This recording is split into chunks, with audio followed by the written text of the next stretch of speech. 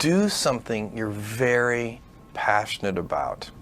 And don't try to chase what is kind of the hot passion of the day.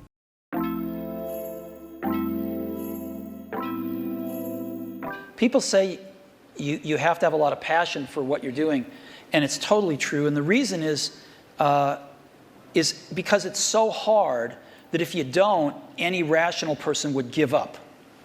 It's really hard, and you have to do it over a sustained period of time. So if you don't love it, if you're not having fun doing it, you don't really love it, you're going to give up.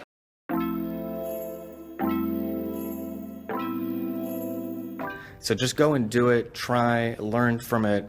You'll fail at some things. That's a learning experience that you need so that you can take that on to the next experience.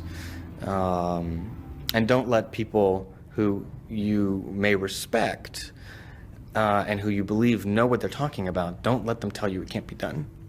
Because often they will tell you it can't be done, and it's just because they don't have the courage to try it.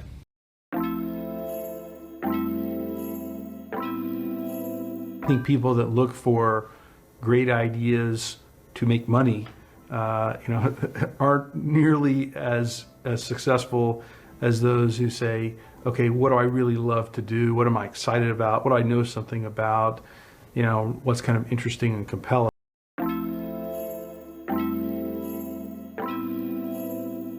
It's very rewarding when you work on something you think is going to make a big difference. And yeah, it's a little bit harder, but I think the passion that one might bring with it brings so much more energy to that you're more likely to succeed.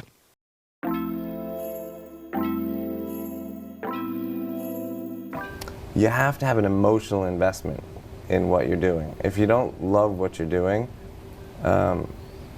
failure is pretty much guaranteed. Success is not guaranteed by any means, but failure is much more likely if you don't love what you're doing.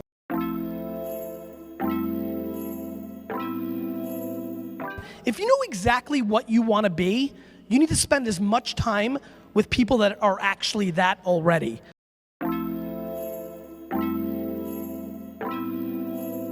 One of the things that I do is I question a lot of things. And you can do that in a good way and a bad way, but hopefully if you try to get people to motivate why they're doing something and their way of thinking, the worst thing you can end up with is a situation where you get told, well, this is the way it's always been. Mm-hmm. That's the worst ever. That's a non-answer.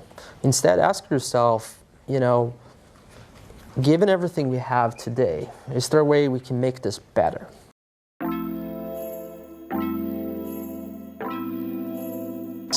And so when we're coming up with ideas, we always ask ourselves, what kind of new market is this creating? And then also, what part of my day and what problem is it solving? And so I've gone as far as taking an entire catalog of my day from the moment I open my eyes and writing down every single thing I do. And then asking myself, is there something here?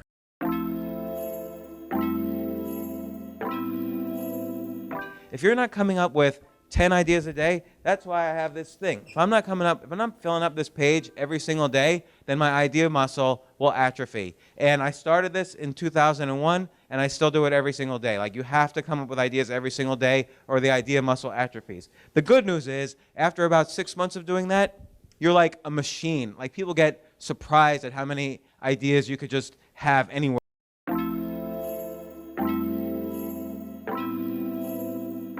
But understand that naturally nobody is interested in your idea. The world could care less, and you have to persuade them, and you have to show that you're the one person out there that can do it.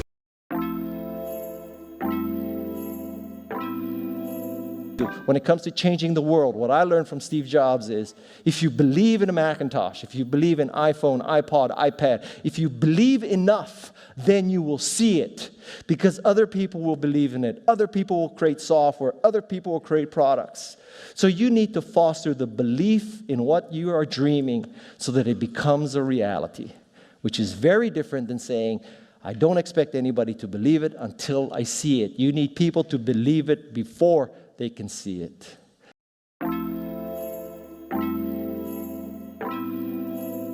Don't necessarily think that you have to have the home run and the huge Apple computer on your first start. I spent a long time in my life with skills just building little devices for fun. For fun is one of the key things, because that drives you to think and think and think and make it better and better and better than you ever would if you're doing it for a company.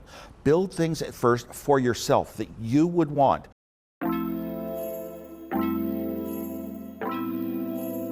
For somebody aspiring to take things to the next level or to even surpass their wildest dreams, there's always going to have to be an element of luck, but I think more important is putting yourself in a business that can be ubiquitous, that really doesn't have limits, because otherwise there's always going to be a grind to it.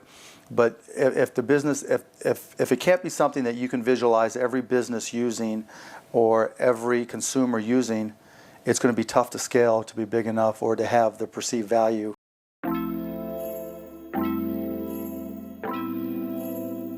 You want an idea about which you can say, I know it sounds like a bad idea, but here's specifically why it's actually a great one. You want to sound crazy, but you want to actually be right.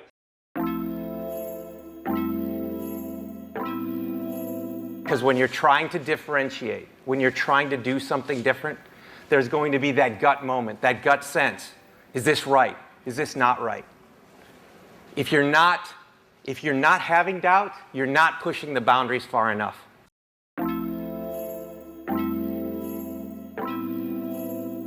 Don't think about how do I get big fast. That will happen if you actually build something super meaningful and super important. So don't think about, what is the quickest way to success? Think about what is the best way to building something important that the world really needs.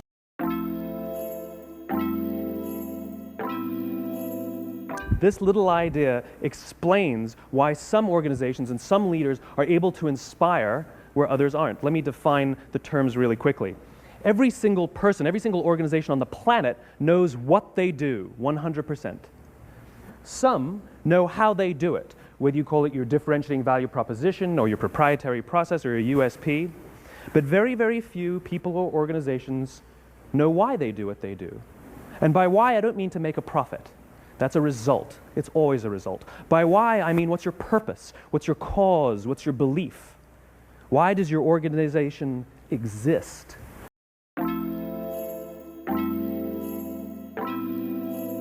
So when we see a kid with a lemonade stand, it's different than when we see a vending machine selling lemonade, even if it's exactly the same product, because the story around it is what people are paying for. So when I meet small business people, all I ask them is not what's their balance sheet, but what's their story. Why should I pick you? Why do I care about what you're doing? And if you start giving me all this inside baseball statistics about why you're 2% better than some other competitor, I'm already glazed over, because that's not part of the way I see the world. That I have to want this to exist in the world. I have to not, so it's a similar rule, just say, if this was successful and I had nothing and I was not involved and I got no money off it or would I want it to do well?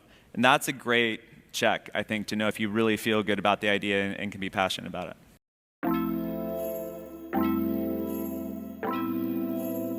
One of the things I advise entrepreneurs to do is when you have an idea, a classic entrepreneurial impulse is to hold the idea close to you and not go tell people because, oh, the idea is so special. Right. That's almost always a mistake.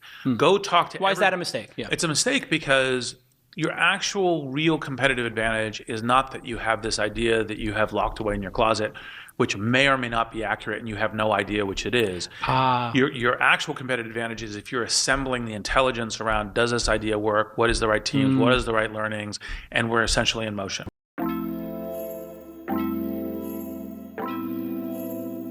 The hardest thing to do is start. You have all these ideas and everyone has an idea, but it's really about executing the idea and building the idea and attracting other people to help you work on the idea. That is the biggest challenge. But the way to begin is to get the idea out of your head, draw it out, talk about it, program it if you're a programmer, or make it if you're building something.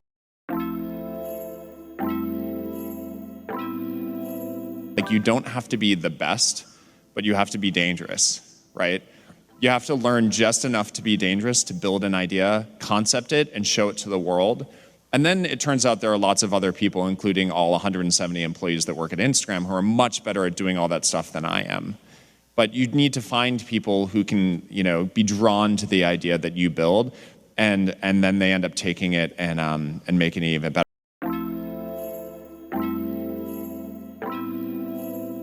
One way to conceptualize what makes a good product is, good engineering is part of it, good design is part of it, but really it's, one way I think about it is maximizing the probability that someone shows up at the front door of, your store or your website or whatever it is and ends up with a solved problem.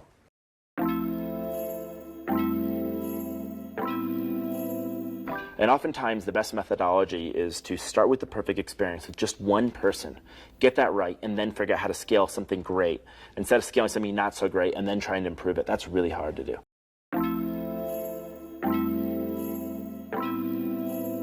And so I think when you are starting a new business, you don't want to go after giant markets. You want to go after small markets, and you want to take over those markets quickly.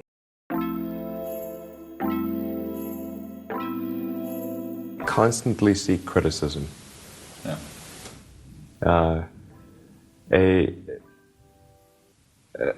A well thought out critique of whatever you're doing is as valuable as gold. And you should seek that from everyone you can, but particularly your friends.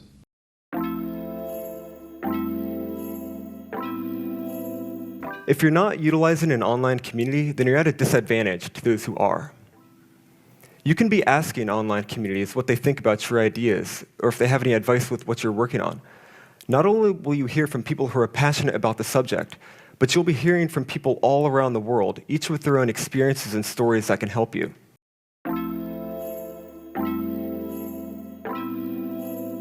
And there are a lot of people from whom we can learn a lot. And I think the one piece of advice is don't underestimate anyone you come across ever.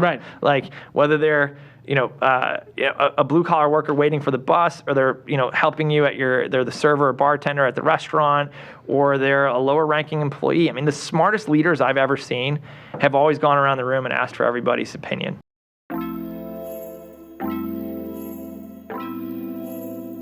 Most startups that fail do it ultimately because they did not make something that people wanted.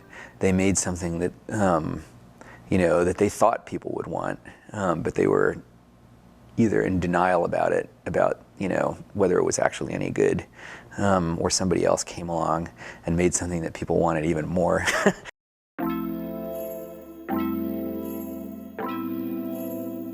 The best piece of advice that we've figured out as we've been doing Foursquare is not to let other people distract what you're doing. There's always haters that say, your idea is stupid, this idea is never going to work, don't even bother doing that because someone else is going to do it before you do. And if we listened to all that feedback that we were getting, all that negative feedback, we would never have built things, we would never have prototyped things. And that's how we really got to where we are. We saw things that we wanted to build, and we just went out and built them. And it turns out when you build stuff that you like to use, there's a good chance that there's thousands of other people that want to use it too.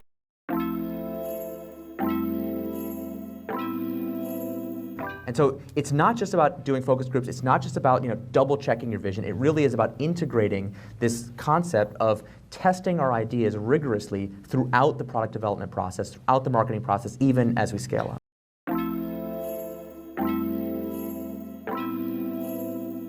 But what you really need to do is think about what is the smallest possible test that I can run for this idea, for this concept, for this theory, get it out there, and get customers using it. Because your customers are going to be the ones to tell you if it's really working or not.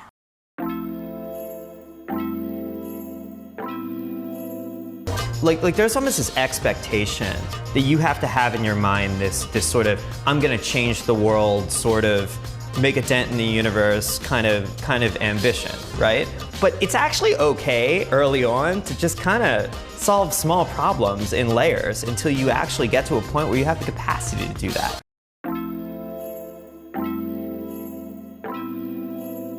what this all comes down to is doing something exceptional for your users, whether it's in community, whether it's in connection, or whether it's in design.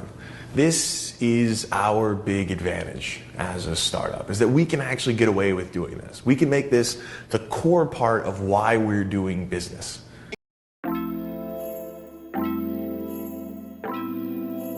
I think you should be spending your money on teaching and sharing. And so that might mean hiring a writer or two, perhaps, instead of a marketing person. And start writing and start getting people to listen to what you're saying. You can't talk about yourself all the time because no one's going to come back for that, but you have to talk about things that are relevant to your industry or ideas that you have and start to build that audience up.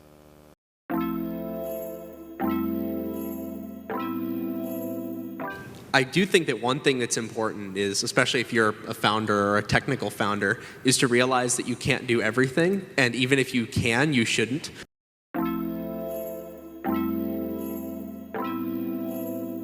You should find a great partner no matter what it is that you're doing. And you should look for someone who is very high intelligence, very high energy, and very high integrity. And you need all three of those. You can't compromise on any one of them. Otherwise, you'll end up with either someone who's not smart, which does you no good, or someone who's not hardworking, which also does you no good. Or the worst case is you end up with a smart, hardworking crook who ends up working against your interests. And integrity is something that takes a lot of time spent with someone to figure out.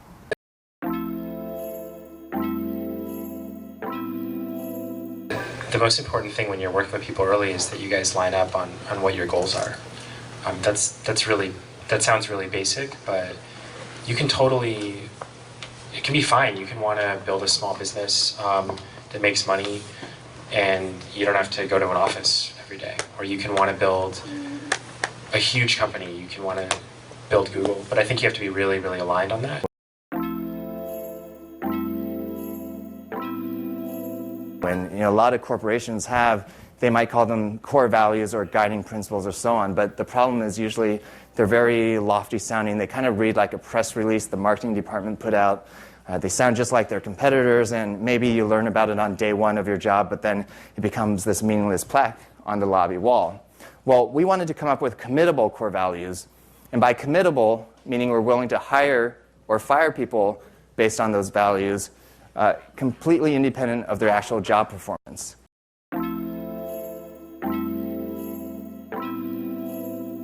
The definition of values is they're the behaviors or principles that you religiously adhere to within your company. When I say religious, I mean that no amount of data will sway you from those principles. And the degree to which that you have the courage to maintain your conviction around those ideas is the degree to which you're going to be successful over the long term.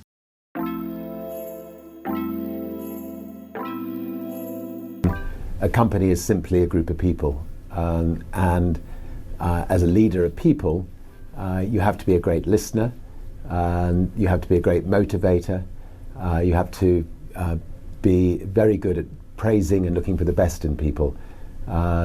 People are no different from flowers. If you water flowers, they flourish. If you praise people, they flourish, and that's a critical attribute of a leader.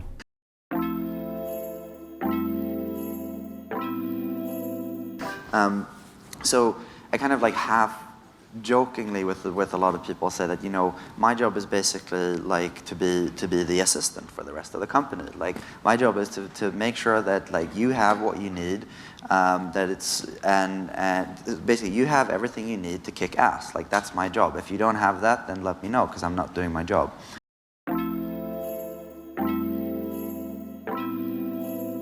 There are a lot of things that are outside of your control.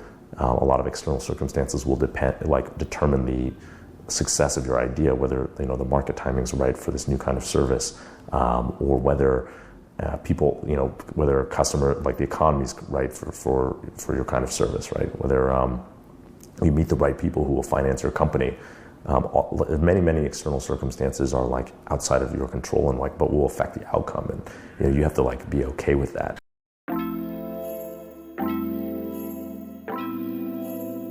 Another quality that I think is important is kind of being flexible-minded or open-minded.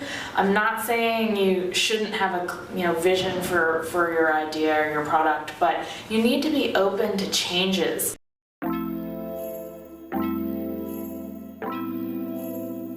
So many things go wrong when you're starting a company, and often I think people ask, what mistakes should you avoid making? And my answer to that question is don't even bother trying to avoid mistakes because you're going to make tons of mistakes, right? And the important thing is actually learning quickly from whatever mistakes you make and not giving up. Right, and I mean, there are things every single year of Facebook's existence that could have killed us or made it so that it just seemed like moving forward and making a lot of progress just seemed intractable, but you just kind of bounce back and you learn, and nothing is impossible. You just have to kind of keep running through the walls.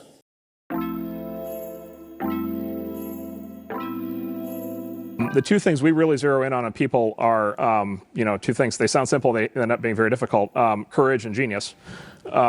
Courage is the one we talk about a lot because it's the one that people can learn. Courage, which is to say not giving up in the face of adversity, just being absolutely determined to succeed, is something that you can like force yourself to do. It can be very painful. You can force yourself to do it.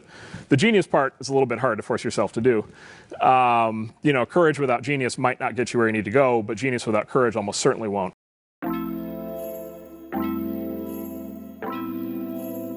And I think the reality is just, not quite so glamorous. There's there's an ugly side to being an entrepreneur. And also just more importantly, what you're actually spending your time on is just a lot of hard work. Sam mentioned this, but you're basically just sitting at your desk, heads down, focused, answering customer support emails, doing sales, figuring out hard engineering problems. So it's really important that you kind of like go in with eyes wide open.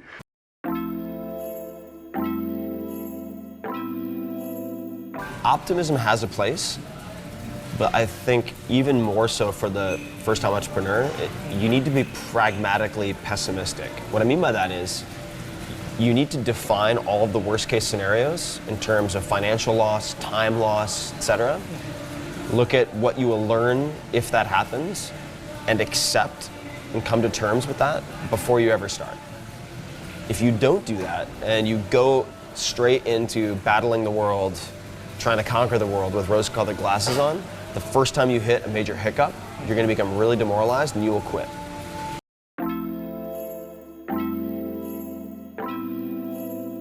If you don't love it, you won't make it through the long period of pain that is inevitable. So make sure that you take care of yourself during the process. Make sure that you take care of your mental health, your physical health while you're doing it, because it's a long road.